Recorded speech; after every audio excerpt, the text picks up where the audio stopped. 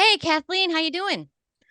Well, I'm good. I'm good now because I'm here alone. I was in I was so excited because I was headlining a pretty big casino and I thought it'd be a good idea to take my mom and dad, doing the work of the Lord. I Yeah. believe that's a mitzvah, as the Jewish people would say. I'll just take these two 64 yeehaws to Vegas with me. What could go wrong? That it was a disaster. Like I've never been violently mad at my parents. I was violently angry like twice. And normally we all get along fine. Everybody drinks and gambles. It went wrong on so many levels, starting I'd say at the St. Louis airport. The ride up was okay. Although my mom, for the record, keeps saying if you have a seat warmer on, we're all gonna get ringworm. So we couldn't use the seat warmers in the car. I have to hear every detail. It was something. It's one for the record. I'd never do it on stage. No one would believe me. I got to hear the story. So we start out about 10 in the morning and we drove 3 hours to St. Louis airport. And I know my mom has a fear of flying, but I thought since my dad was there, she'd calm down. And it was a Southwest flight. And we go up to the thing and we check in.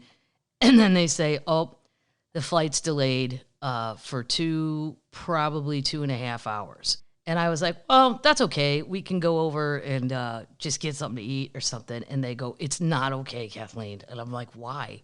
Why are you saying it's not okay? And they said, we took some medication because your mother's afraid to fly. And I thought I would do it in solidarity with your mom. So, like, in about 30 minutes, we're going to pass out.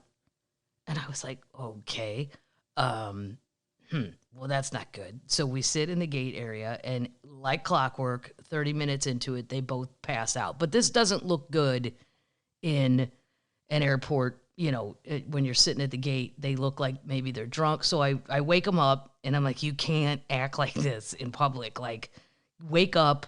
We'll go get a cup of coffee. There's a St. Louis Blues hockey bar in the Southwest Terminal. Let's go down there. Well, I got them down there and they passed out at the table. And the server said they can't have anything more to drink. I said, they haven't even started drinking.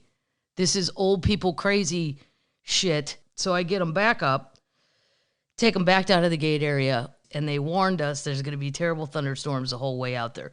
So Southwest, to me, you're just like in a Pinto being hurled through time and space, literally by the hand of God. There's lightning, she takes the window seat because she says she doesn't feel safe unless she can see out the window. And I said, I don't think that's a good idea.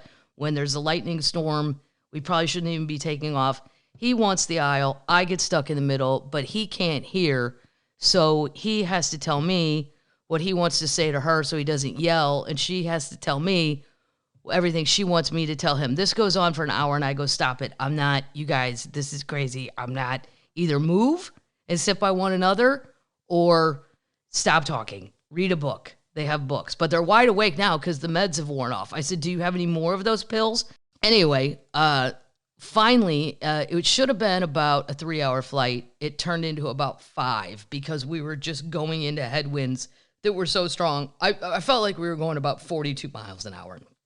We finally land in Vegas and it is thunder, lightning. We have to go get a rental car. So I have to get them into the van to go to the rental car because it's too far away to say, I'll come back and get you. Wait here. I don't trust them. And so we go to the rental car thing. There's 8 million people. It's horrible. This trip has just gotten worse and worse.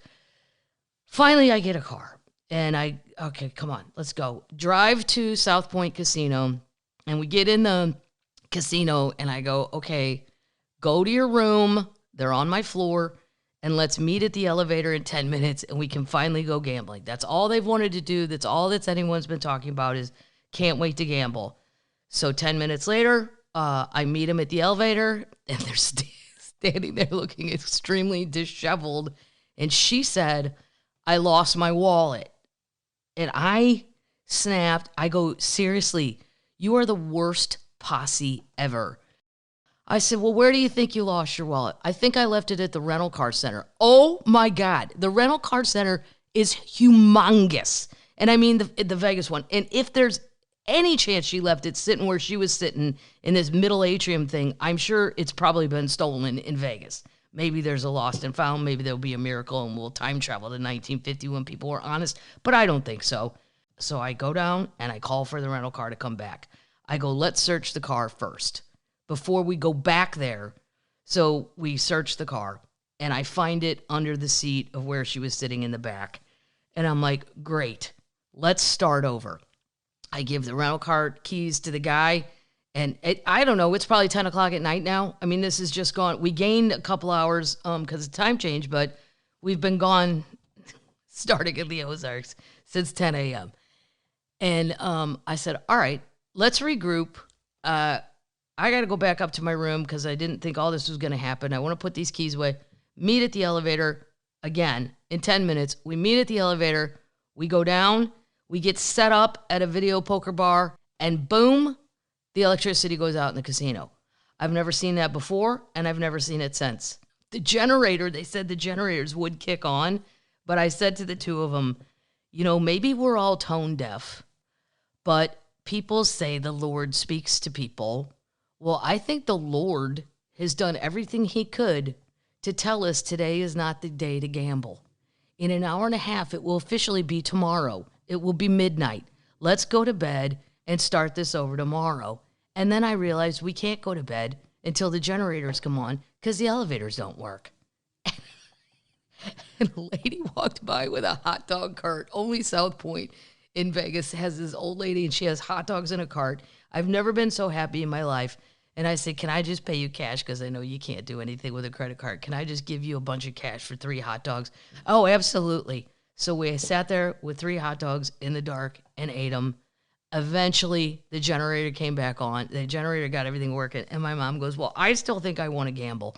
And I said, well, you do whatever you want with the drugs you have in your purse.